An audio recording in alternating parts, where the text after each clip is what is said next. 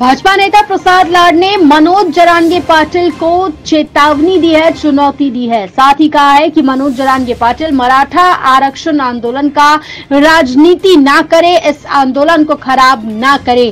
प्रसाद लाड ने कहा है कि मनोज जरांगे पाटिल दरेकर को धमकी देते हैं कि मैं घर में घुस जाऊंगा, तो मनोज जरांगे पाटिल में अगर हिम्मत है तो मुंबई आकर दिखाए। सुनिए प्रसाद लाड ने क्या कहा है।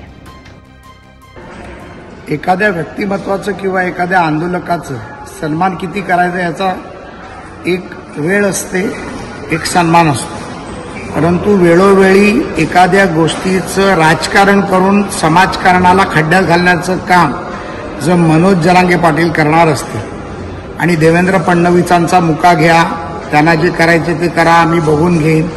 मनोजजी, मी तुम्हाला फार स्पष्टपणे सांगतो, आम्ही ज्या भागातून लहानाचे मोठे झालो ना, हे धंदे करूनच मोठे झालो। तुम्ही परवा दरेकरांना पण म्हटलात घरात घुसू, पंखे तोडू, तुमच्यात हिंमत आहे ना, तुम्ही मुंबईत या आणि हे सगळे उद्योग आणि धंदे बंद करा। देवेंद्र फडणवीसांचा मुका घ्यायचा आम्ही घेऊ, पण शरद पवारांचा मुका घ्यायचा जो तुम्ही चालू ठेवलाय ना, तो पहिला बंद करा आणि मराठा आंदोलनाचं राजकारण करून त्याला खड्ड्यात घालण्याचं काम करू नका।